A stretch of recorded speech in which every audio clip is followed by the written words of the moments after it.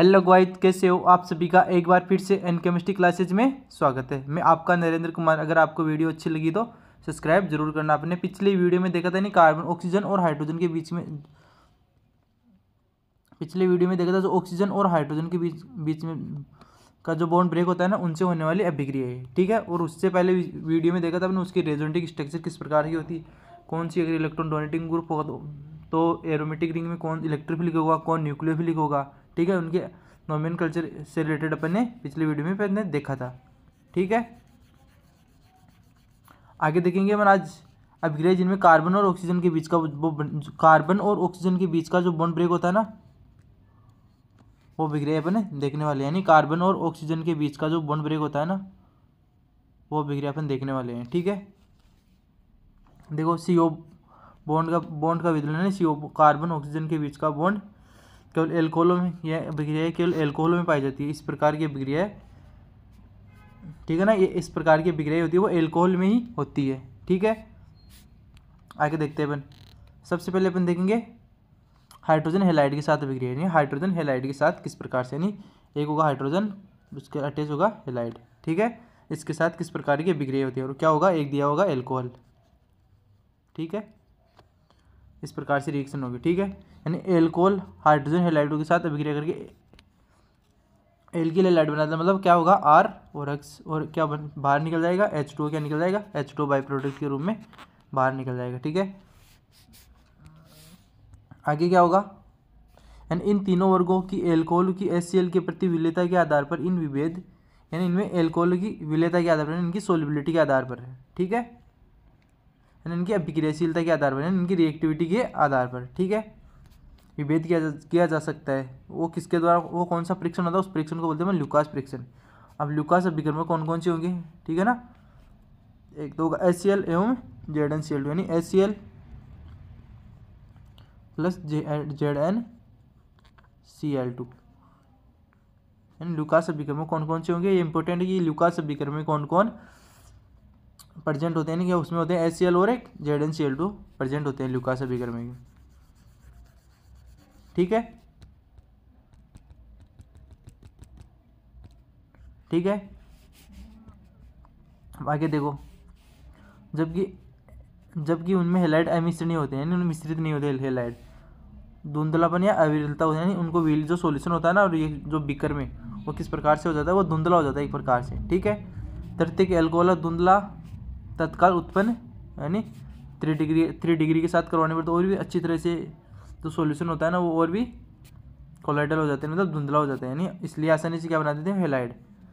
इनकी विक्रिया सामान्य ताप पर धुंधलापन है। इनकी रिएक्शन अगर नॉर्मल टेम्परेचर पर अपन करवाए ना, तो क्या होता है, कोई धुंधलापन उत्पन्न नहीं होता है, ठीक है। अगली रिएक्शन देखेंगे फास्फोरस हैलाइड के साथ अभिक्रिया। यानी फास्फोरस हैलाइड के साथ अपन किस प्रकार से करते हैं, फास्फोरस ट्राइब्रोमाइड PbR3, ठीक है,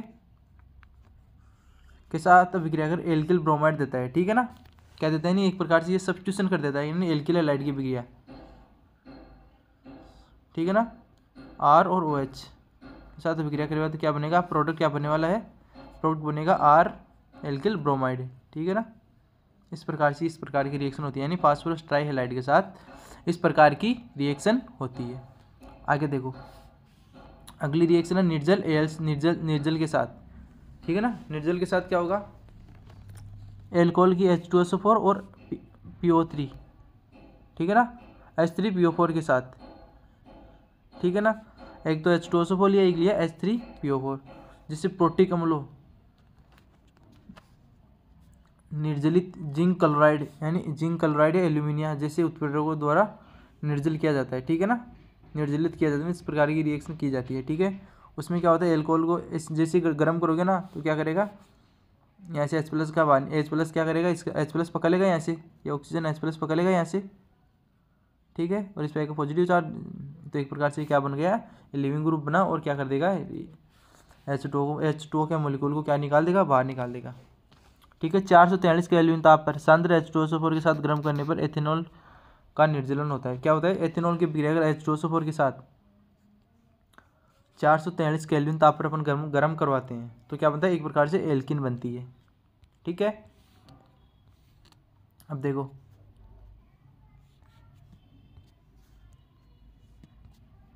आगे क्या होगा, द्वितीयक एवं तृतीयक एल्कोहल, ठीक है ना, किस प्रकार से रिएक्शन होगी, यानी द्वितीयक एल्कोहल होगा तो किस प्रकार की रिएक्शन होगी। अगर द्वितीयक एल्कोहल होगा, ठीक है, और क्या किसकी रिएक्शन करवा रहे हैं अपन, H3PO4 के साथ, और 85%, ठीक है, ले रखे हैं H3PO4 का सोल्यूशन, और 440 केल्विन पर अपन रिएक्शन करवाते, तो क्या बनेगा, एक प्रकार की एल्किन बनेगी, और क्या निकलेगा, वाटर का मॉलिक्यूल बाहर निकल जाएगा। इसी प्रकार 3 डिग्री के साथ भी करवाते हैं ना, H3PO4 के साथ, और 358 केल्विन यानी 358 केल्विन के साथ करवाते हैं, तो क्या बनता है, एक प्रकार की एल्किन बनती है, ठीक है। एल्कोहल की यानी इनकी रिएक्टिविटी देखें ना, तो किस प्रकार की होती है, सबसे ज़्यादा होती है 3 डिग्री की, उसके बाद होती है 2 डिग्री की, और सबसे कम होती है 1 डिग्री की, ठीक है। एल्कोहल के साथ इनकी रिएक्टिविटी। प्रोपेन टू ऑल के निर्जलन की क्रियाविधि निम्न चरण होती है, यानी प्रोपेन टू ऑल, ठीक है ना, 2 डिग्री होगा तो किस प्रकार से होगा, ठीक है। तीरो होती है, मतलब जैसे एसिडिक कंडीशन डालती है ना, इसको प्रोटोनेट कर दिया, जैसे H+ डाला इसमें डाल रखा इसने H+, एक प्रकार की रिएक्शन है, रिवर्सिबल रिएक्शन, ठीक है, तो फास्ट होती है, तो प्रोटोनीकृत एल्कोहल बन गया इसमें, ठीक है। अगले वाले में क्या बना, कार्ब, जैसे प्रोटोनीकृत एल्कोहल बना तो क्या बना, एक प्रकार से लिविंग ग्रुप बना, लिविंग ग्रुप बनता ही क्या होगा, यहाँ पर बनेगा कार्बोकेटाइन, ठीक है ना। ये क्या होती है, एक प्रकार से स्लो प्रोसेस होती है, जो स्लो प्रोसेस होती है ना वही क्या करती है, रिएक्शन का रेट निर्धारण करती है, यानी उसका वेग निर्धारण, यानी उसका रेट दर किस प्रकार से, यानी किस रेट से जा रही है रिएक्शन। क्या बना, ये क्या बना, कार्बोकेटाइन, कार्बोकेटाइन यहाँ, तो ये क्या बना, कार्बोकेटाइन, कार्बोकेटाइन कौन सा बना, ये 2 डिग्री कार्बोकेटाइन बना, 2 डिग्री का मतलब इधर भी कार्बन है और इधर भी कार्बन है, तो इस बीच वाले कार्बन को क्या बोलेंगे, 2 डिग्री कार्बोकेटाइन, ठीक है। प्रोटॉन के निकल जाने से प्रोपीन का बना, यानी प्रोटॉन, जैसे प्रोटॉन निकलेगा ना, यहाँ से इधर से निकालो तो इधर से निकालो, क्या इक्वल अमाउंट में निकलेगा, तो क्या बन जाएगा, प्रोपीन बन जाएंगे इस प्रकार से। अब आगे देखो ऑक्सीकरण, ऑक्सीडेशन क्या होता है, एल्कोहल में OH व CH बंधों का विदलन है, OH और CH बंधों का किस प्रकार से विदलन बॉन्ड ब्रेक होता है, ठीक है, इसमें दे रखा है, ठीक है। कार्बन कार्बन द्विबंध बनता है, यानी OH और CH बॉन्ड का विदलन होता है ना, बॉन्ड का ब्रेक होता है ना, इससे क्या बनता है, कार्बन कार्बन कार्बन ऑक्सीजन के बीच में क्या बनता है, डबल बॉन्ड बनता है, ठीक है। इसमें बोला क्या बोला, इसका रीजन देखो, बॉन्ड का ऐसा विदलन एवं निर्माण यानी बॉन्ड का ब्रेकिंग एंड फॉर्मेशन अभिक्रिया होती है, ठीक है। इसमें क्या होता है, ऑक्सीकरण में बॉन्ड ब्रेक भी हो सकता है और फॉर्मेशन भी हो सकता है, ठीक है। तो इन्हें क्या बोलते हैं, वी हाइड्रोजन अभिक्रिया, ठीक है, क्योंकि इनमें एल्कोहल अणु से हाइड्रोजन अणु की कमी होती है, ठीक है, सही बात है। एल्कोहल से क्या निकलता है, OH से क्या होता है, OH और हाइड्रोजन के बीच का बॉन्ड क्या होता है, ब्रेक होता है, ठीक है। प्रयुक्त ऑक्सीकरण के अभिकरण, ऑक्सीकरण क्रम के आधार पर प्राथमिक एल्कोहल एल्डिहाइड ऑक्सीकृत हो जाते हैं, ठीक है ना, 1 डिग्री 2 डिग्री और 3 डिग्री क्या हो जाते हैं, एक प्रकार से ऑक्सीकृत हो जाते हैं, तो बाद में कार्बोक्सिलिक अम्ल के साथ रिएक्टिविटी कर लेते हैं, C कार्बोक्सिलिक एसिड के साथ क्या कर लेते हैं, रिएक्टिविटी। जैसे एल्कोहल का जैसे ऑक्सीकरण करवाया तो क्या बनेगा, एक प्रकार से एल्डिहाइड में कन्वर्ट हुआ, जैसे इसका और ऑक्सीडेशन करवाया तो एल्डिहाइड क्या होता है, एसिड में कन्वर्ट हो जाता है, ठीक है।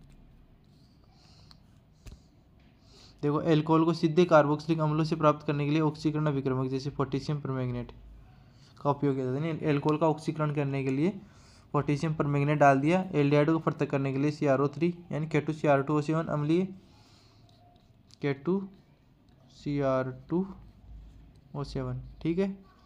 एल्कोहल को अम्लीय माध्यम में प्राप्त करना है तो, ठीक है, उससे क्या बनेगा, एक एसिड प्राप्त होगा, और अपने को एल्डिहाइड को बनाना है तो क्या आप किसका यूज़ करेंगे, CrO3 का यूज़ करेंगे, तो इससे क्या बन जाएगा, एक प्रकार का एल्डिहाइड बन जाएगा, यानी ये एक प्रकार से स्ट्रॉन्ग ऑक्सीडाइजिंग एजेंट है, स्ट्रॉन्ग है, और ये है एक प्रकार से वीक ऑक्सीडाइजिंग एजेंट,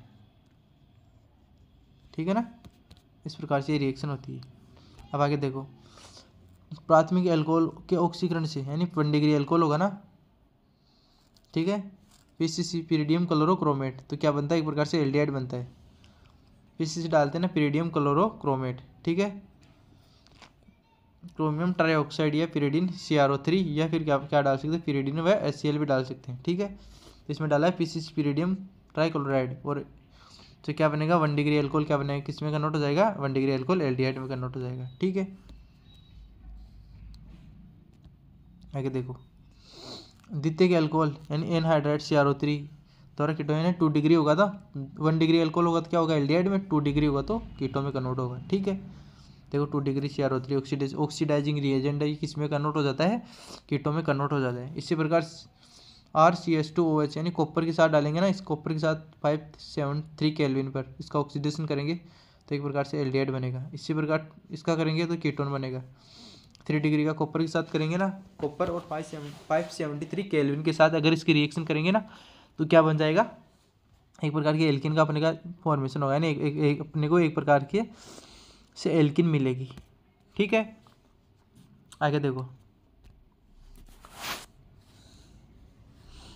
द्वितीयक एल्कोहल ऑक्सीकरण अभिक्रिया नहीं करते, प्रबल अभिक्रिया परिस्थितियों में प्रबल ऑक्सीकारक रिएजेंट यानी प्रबल ऑक्सीडाइजिंग रिएजेंट क्या होते हैं, KMnO4 जैसे क्या हो, पर एक प्रकार से प्रबल ऑक्सीडाइजिंग रिएजेंट ही होते हैं।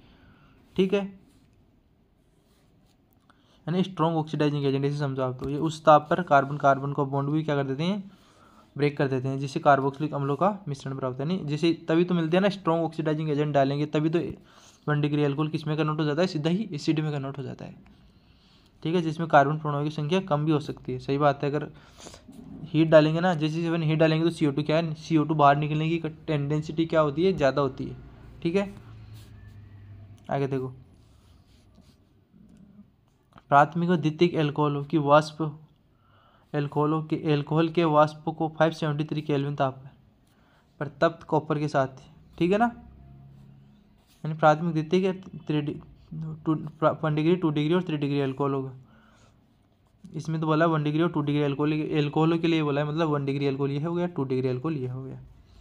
तो एल्डिहाइड अथवा कीटोन बनाते हैं। सही बात है, 1 डिग्री के साथ डालेंगे तो एल्डिहाइड, 2 डिग्री के साथ डालेंगे तो कीटोन, और एल्डिहाइड तथा कीटोन बनाते हैं। जबकि 3 डिग्री के साथ क्या बनाते हैं, ये एक प्रकार की एल्किन बनाते हैं।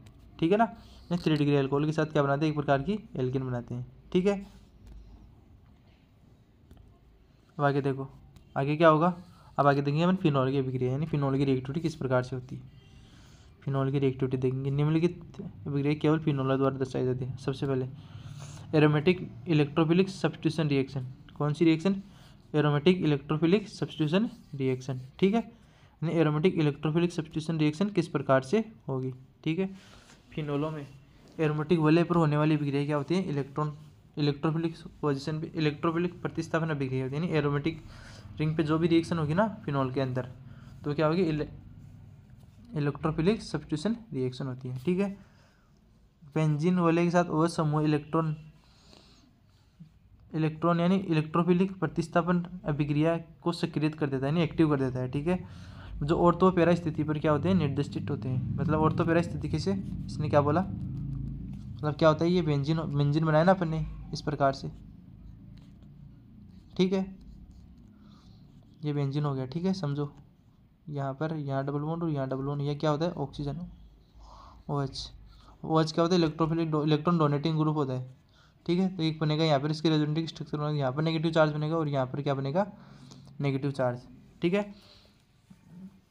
तो क्या करता है, ये ऑर्थो और पैरा स्थिति, ऑर्थो और पैरा पोजीशन पे क्या कर सकता है, ये रिएक्टिविटी कर सकता है। ठीक है, इसने ये बोला है बात कुल मिला के, ऑर्थो और पैरा स्थिति पर निर्देशित होता है, जिससे OH समूह के अनुनाद के कारण इलेक्ट्रॉन धनी हो जाता है। ठीक है ना, इलेक्ट्रॉन रिच हो जाता है। ऑक्सीजन क्या होता है, किसके साथ रेजोनेंस करेगा ना, तो क्या करेगा, अपनी इलेक्ट्रॉन डेंसिटी किसको डोनेट करेगा, बेंजीन रिंग को, और इसमें क्या आ जाएगा, पार्शियली डबल बॉन्ड करेक्टर आ जाएगा इस प्रकार से, यानी पार्शियली डबल बॉन्ड करेक्टर आ जाएगा इसमें। ठीक है, जिसके कारण अनुनाद प्रभाव के कारण इलेक्ट्रॉन धनी हो जाता है। इसकी अनुनादी संरचना फिनोलों की अम्लता शीर्षक के अंतर्गत दर्शाया गया है। ठीक है, अब आगे देखो फिनोल की स्ट्रक्चर, पीछे देखा था ना अपने फिनोल की रेजोनेटिक स्ट्रक्चर, इस प्रकार से बता रहे हैं। सबसे पहले रिएक्शन होगी फिनोल के साथ कौन सी, नाइट्रीकरण। नाइट्रीकरण क्या होगा, फिनोल की अभिक्रिया।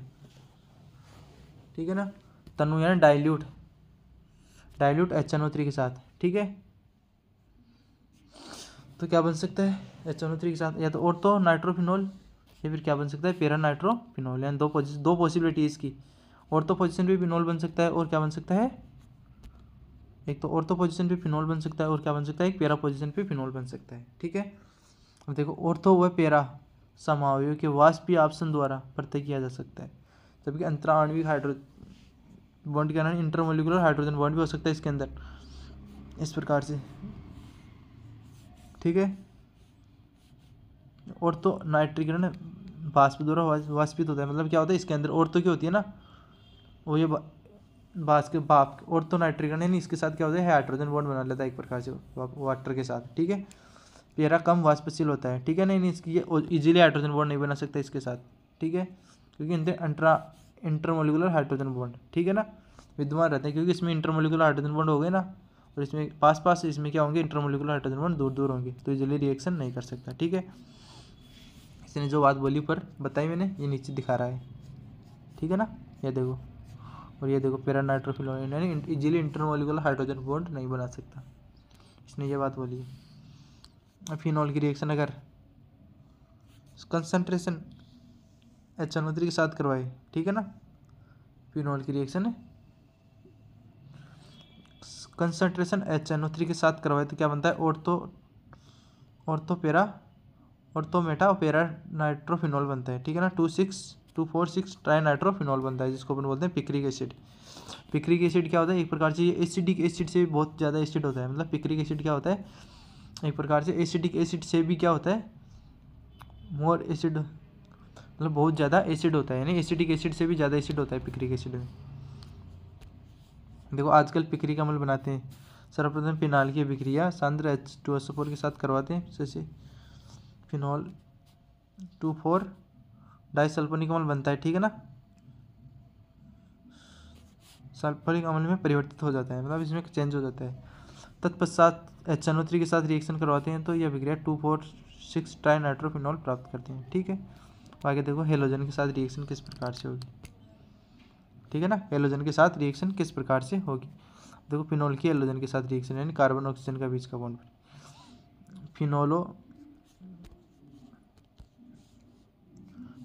फिनॉल की ब्रोमीन के साथ अभिक्रिया द्वारा अलग अलग प्रायोगिक अवस्थाओं में अलग अलग उत्पाद प्राप्त होते हैं, जैसे क्लोरोफॉर्म के साथ CH2 जैसे कम दूरी विलायकों में निम्न ताप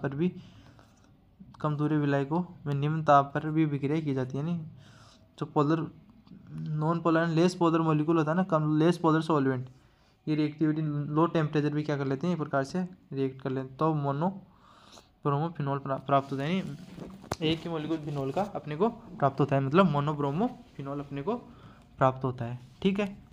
आगे देखो फिनॉल की अभिक्रिया CH2 के साथ करवा दी मैंने, ठीक है, तो क्या होगा, मोनोब्रोमोफिनॉल या तो ऑर्थो पोजीशन में बनेगा या पैरा पोजीशन पे फिनॉल बनेगा। लेकिन क्या होता है, जो ऑर्थो पोजीशन पे बनने वाला जो फिनॉल होता है ना, जो पैरा पोजीशन पे बनने वाला जो फिनॉल होता है ना, वो क्या बनता है, एक प्रकार से मेजर प्रोडक्ट के रूप में बनता है, ठीक है। यानी जो पैरा पोजीशन पे बनेगा ना फिनॉल, वो क्या होता है, एक प्रकार से मेजर प्रोडक्ट के रूप में बनता है, ठीक है। जैसे क्या बोल रहा है इसने, बेंजीन का सामान्य हेलोजन FeBr3 जैसे लुईस एसिड, ठीक है, की उपस्थिति में भी होता है, जो हेलोजन को दूरित कर देता है, यानी हेलोजन को क्या कर देता है, एक प्रकार से पोलर मॉलिक्यूल बना देता है, ठीक है। फिनॉल की अभिक्रिया ब्रोमीन का ध्रुवण है, यानी फिनॉल की अभिक्रिया ब्रोमीन का ध्रुवण लुईस एसिड की अनुपस्थिति में भी संभव होती है, सही बात है, लुईस एसिड की अनुपस्थिति में भी संभव हो सकती है।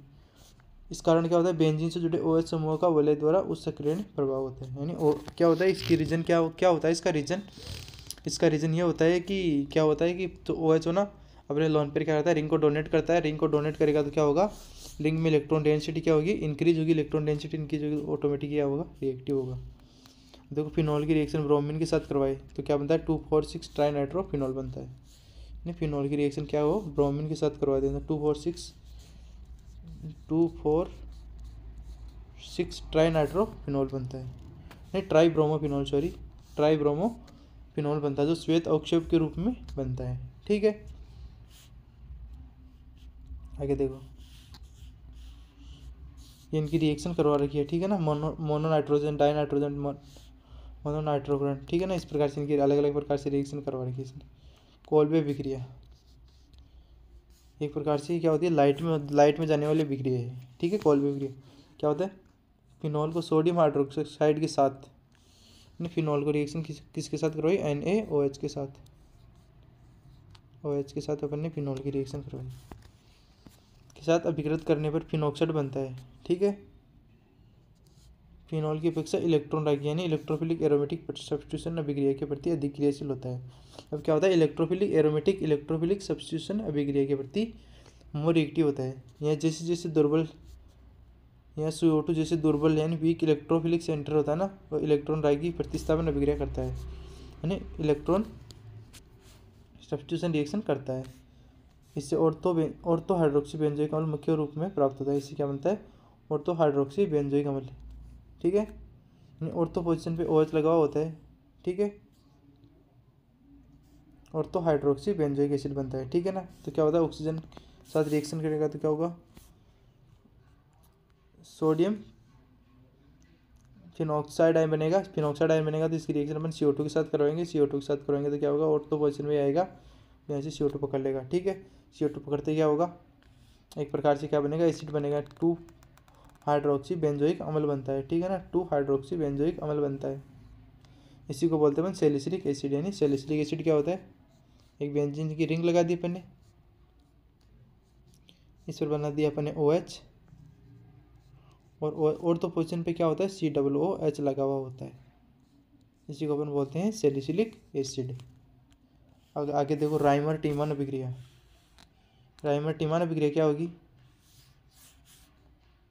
राइमर टीमार अभिक्रिया क्या होगी, यानी फिनॉल की रिएक्शन किसके साथ करवाएगा, या तो क्लोरोफॉर्म के साथ करवाए, या फिर क्या, क्लोरोफॉर्म या एक्वस NaOH के साथ करवाने पर क्या होता है, साथ अभिक्रिया में बेंजीन में ऑर्थो स्थिति पर एल्डिहाइड समावेश कर जाता है। इस अभिक्रिया को राइमर टीमान कहते हैं। देखो नीचे देखो, मध्यवर्ती में क्या होता है, बेंजिल क्लोराइड बनता है। प्रतिस्थापी मध्यवर्ती बेंजिल क्लोराइड क्षार की उपस्थिति में अपघटित होकर सैलिसिलिक एल्डिहाइड बनाता है। मतलब क्या होता है, ये बेंजिल क्लोराइड बनता है, बाद में इंटरमीडिएट बनता है, एक प्रकार से इंटरमीडिएट। तो जैसे जब अपने बेस की रिएक्शन करवाएंगे ना, किसी बेस के साथ इसकी रिएक्शन करवाएंगे तो क्या बनाएगा, एक प्रकार से एल्डिहाइड बना देगा, और ये क्या कर लेगा, अपना एक प्रोटॉन ले लेगा, तो उसी को बोलते हैं सैलिसिलिक एल्डिहाइड। ठीक है, सैलिसिलिक एल्डिहाइड। ठीक है, अब आगे देखो, फिनॉल की रिएक्शन, ये सदराज है जिंक अमलगम के साथ करवाने पर, यानी ये सदराज के साथ गर्म करने पर क्या होगा, यानी फिनॉल की रिएक्शन अपन जिंक अमलगम या जिंक के साथ करवाने पर क्या होगा, एक प्रकार से क्या होता है, OH का सब्स्टिट्यूशन हो जाता है। ठीक है ना, उसका क्या बनता है, जिंक ऑक्साइड बनता है, ZNO क्या बनता है, जिंक ऑक्साइड बनता है। ठीक है, आगे देखो,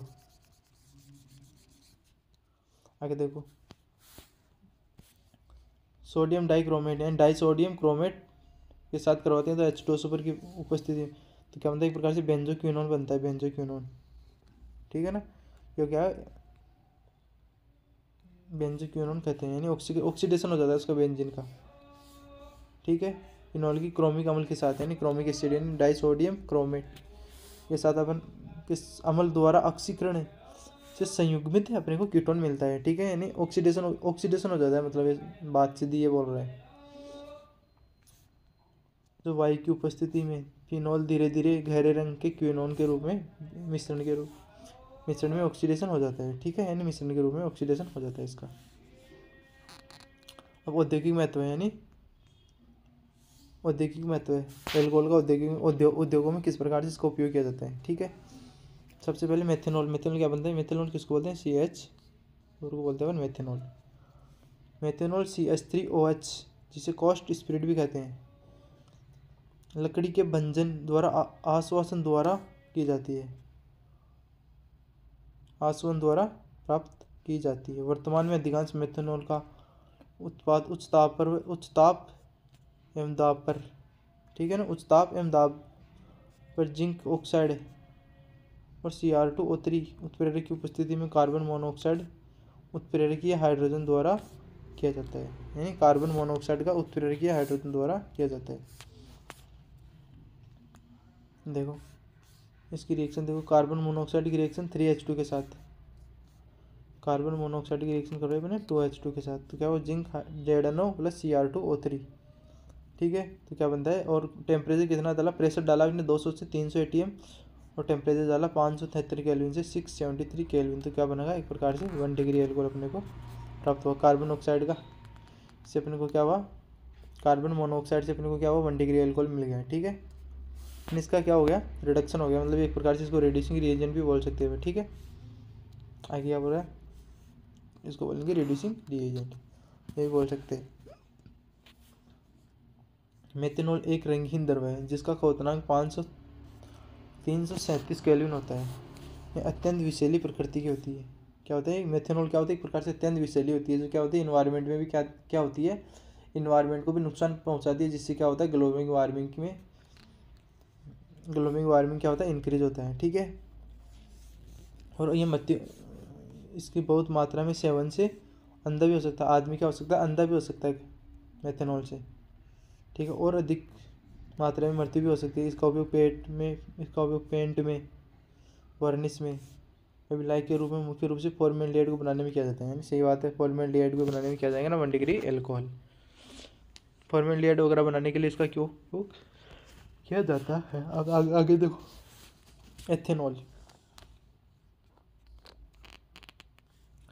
एथेनॉल की रिएक्टिविटी क्या होगी। एथेनॉल में क्या होगा, एथेनॉल को औद्योगिक स्तर पर किण्वन द्वारा प्राप्त किया जाता है, यानी औद्योगिक स्तर पर C2H5 और OH। एथेनॉल को C2H5 OH औद्योगिक स्तर पर भी किण्वन द्वारा प्राप्त किया जाता है। तो शर्करा के किण्वन से एथेनॉल प्राप्त करने के लिए इसकी सबसे पुरानी विधि है, ठीक है ना, यानी शर्करा के साथ भी इसके अपने एथेनॉल प्राप्त कर सकते हैं, ठीक है। मोल से सीरे गन्ने अथवा अंगूर जैसे फलों इन्वर्टेज एंजाइम की उपस्थिति में ग्लूकोज और फ्रक्टोज के दोनों का में परिवर्तित किया जाता है। ग्लूकोज एवं फ्रक्टोज को यीस्ट में पाए जाने वाले एक दूसरे को एंजाइम जाइमेज द्वारा किण्वन किया जाता है। इसने क्या बोला है, सबसे पहले इसने ये बात बोली है, सबसे पहले तो ग्लूकोज की रिएक्शन करवाई अपने H2O के साथ, यानी इन्वर्टेज की प्रेजेंस में। तो क्या बना, एक तो बनेगा ग्लूकोज, एक बनेगा फ्रक्टोज, ठीक है। अब जैसे ग्लूकोज और फ्रक्टोज में किसी एक की भी रिएक्शन जाइमेज के साथ अपन करवाते हैं तो क्या बनता है अपने को, एल्कोहल मिलेगा, यानी एल्कोहल बनता है, यानी एथेनॉल बनता है, ठीक है। और बाहर क्या निकलती है, 2 मॉलिक्यूल CO2 के बाहर निकलते हैं। देखो इसमें शराब बनाने के लिए अंगूर तो यीस्ट का स्रोत है, यानी शराब बनाने के लिए इसी का यूज किया जाता है। अंगूर से अपन शराब बना सकते हैं, ठीक है। जब अंगूर पक जाते हैं तो उनमें शर्करा भी बढ़ जाती है, सही बात है, शर्करा की मात्रा, तभी तो वो मीठा होता है ना अंगूर पकने के बाद। और इसकी ऊपरी सतह पर यीस्ट उत्पन्न हो जाती है, मतलब जो ब्लैक होती है ना उसको बोलते हैं यीस्ट। अंगूर को कुचला जाता है, फिर शर्करा एवं एंजाइम के संपर्क में लाया आते हैं तथा किण्वन आरंभ हो जाता है। किण्वन अवायवीय स्थिति यानी वायु की अनुपस्थिति में किण्वन कार्बन डाइऑक्साइड निर्मित करता है। किण्वन में कार्बन डाइऑक्साइड निर्मुक्त होती है, यानी वायु की अनुपस्थिति में भी इसमें CO2 क्या होती है, बाहर निकलती है, इसमें यह बोल रहा है, ठीक है। देखो एल्कोहल की मात्रा 40% से अधिक हो जाने पर जाइमेज की क्रिया, अगर इसमें एल्कोहल ज़्यादा हो ना जाइमेज इजीली रिएक्ट नहीं कर सकता, यानी यदि किण्वन मिश्रण में वायु आ जाती है, ठीक है, इसमें क्या होता है क्या हो जाती है, वायु आ जाती है, मतलब हवा आ जाती है। वायु की ऑक्सीजन एथेनॉल को एथेनोइक अम्ल में ऑक्सीकृत कर देती है, जिससे एल्कोहल पेय का स्वाद नष्ट हो जाता है, ठीक है ना, यानी काम की नहीं रहती, कुल मिला के बात ये है। देखो एथेनॉल एक रंगीन द्रव है जिसका क्वथनांक 351 केल्विन है। कितना है, 351 केल्विन है। इसका उपयोग विलायक के रूप में, यानी कार्बन के अनेक यौगिकों के विघटन में प्रयुक्त की जाती है। उद्योग एल्कोहल को कुछ कॉपर सल्फेट रंग प्रदान करने के लिए एवं पिरिडिन यानी दुर्गंध युक्त तरल मिलाकर पानी पीने के लिए भी, मतलब जो एल्कोहल का सेवन करते हैं ना इसमें क्या होता है, पानी मिलाकर भी इसमें यूज कर लेते हैं। तो मिलाकर पानी के अयोग्य बना दिया जाता है। इस प्रक्रम को एल्कोहल का विकृतीकरण, यानी अगर ये पानी के साथ रिएक्शन ना करे तो उसको बोलते हैं एल्कोहल का विकृतीकरण। आजकल एथेनॉल अधिक मात्रा में एथिन के जलयोजन द्वारा प्राप्त की जाती है, ठीक है। अगले वीडियो में हम देखेंगे ईथरों का विघटन है, ईथर की रिएक्टिविटी वगैरह देखेंगे, ईथर के बारे में अपन पढ़ने वाले हैं अगले वीडियो में, ठीक है। वीडियो अच्छी लगी तो उसको लाइक शेयर कमेंट और सब्सक्राइब जरूर करें। जिससे क्या होगा, आने वाली वीडियो होगा ना, जो लेटेस्ट नोटिफिकेशन या फिर आने वाली जो वीडियो होगी ना, उसके बारे में क्या हो, ईजिली अपने को जानकारी मिल सके। Thank you.